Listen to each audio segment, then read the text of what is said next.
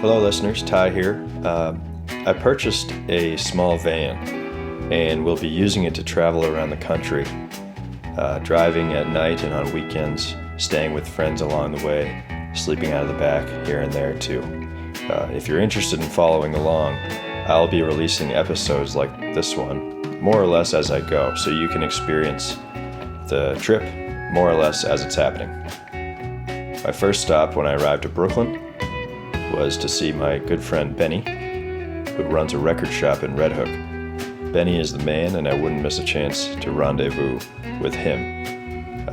His shop also sells used books, and the van library was looking trim, and I needed some help there. Bene, of course, was there to help out. Bene Coop, Red Hook.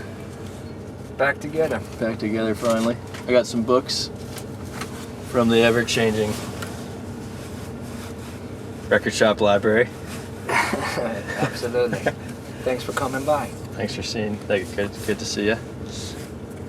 American Indian poetry. Yeah, let's see what you got. Richard Brodigan. Let's see what you got. Let's see what you chose. Tell me about him. I mean, you're gonna have to tell me about him. I think that's the whole point. Yeah. I got the Dalai Lama. You got the Dalai Lama, which somebody brought to the shop as a gift. So I'm returning it.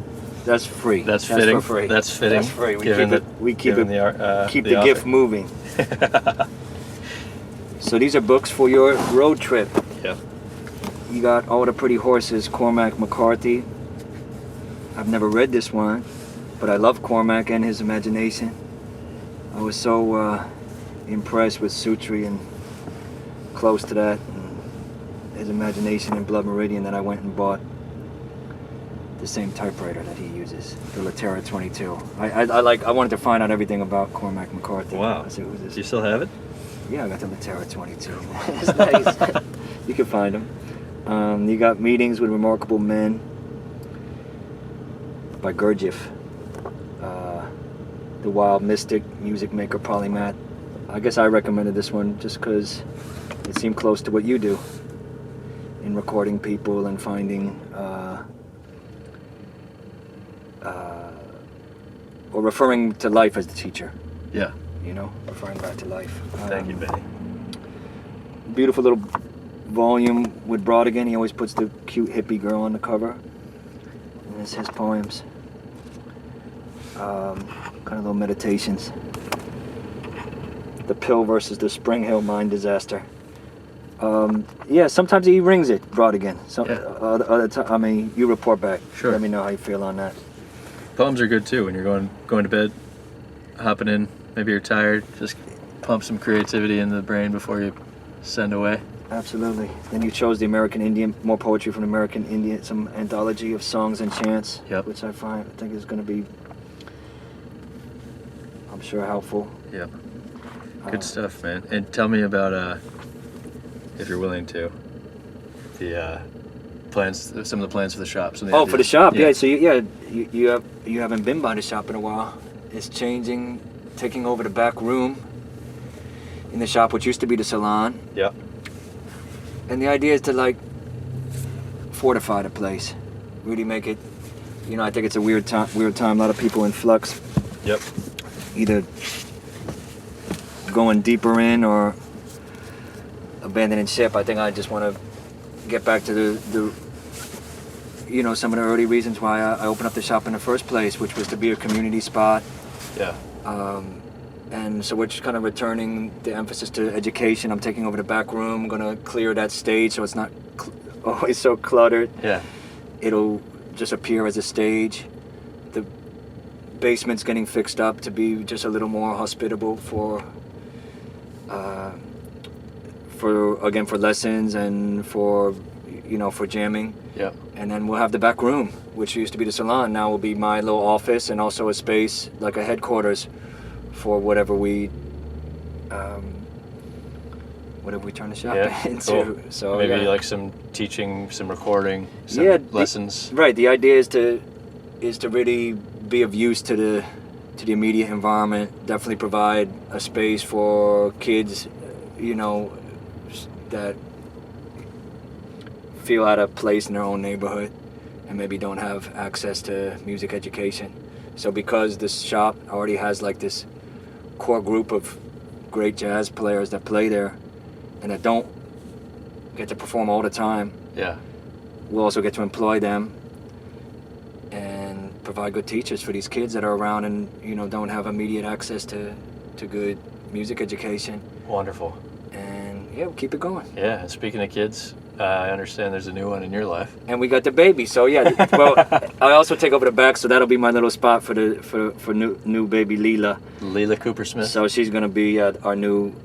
She's be growing up in the shop, and I try to make a hospitable environment for her and all the babies. Yeah, what a good Babies place. of all stripes. Good place to grow up. Beautiful little Leela. Met her last night. Congratulations. Yeah, come by brother. the record shop and see the little bodega cat, Leela. We call Leela.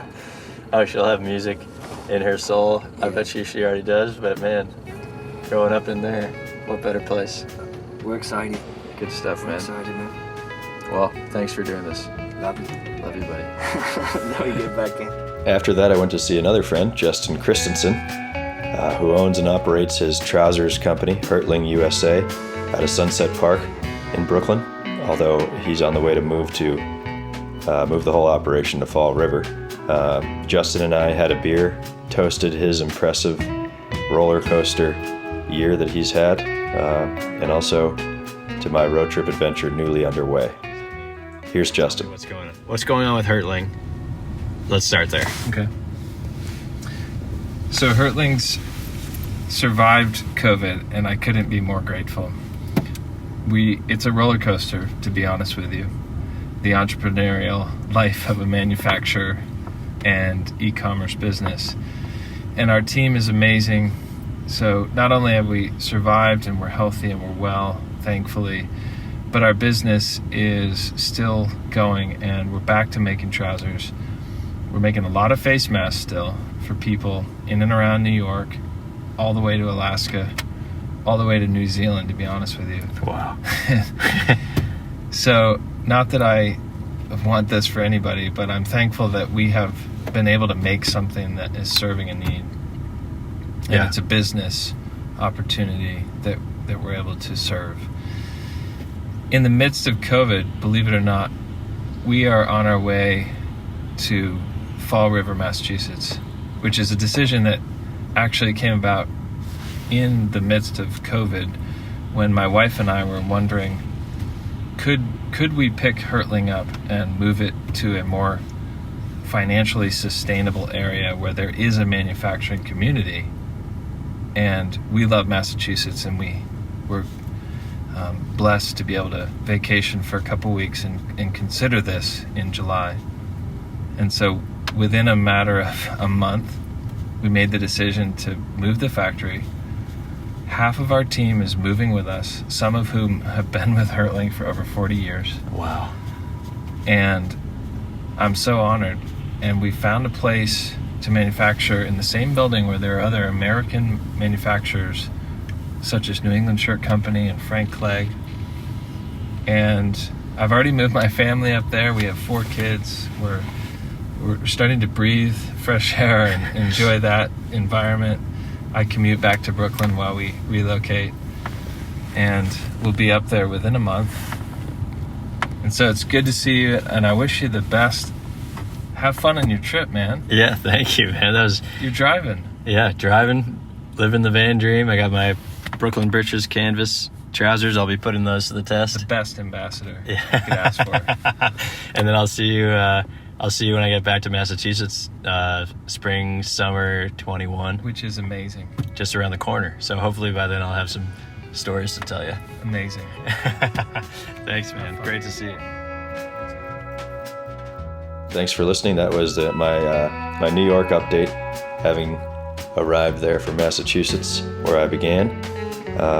And now it's off to Asheville, North Carolina, to visit a lifelong friend and get some much-needed assistance on building a bed frame. Here goes.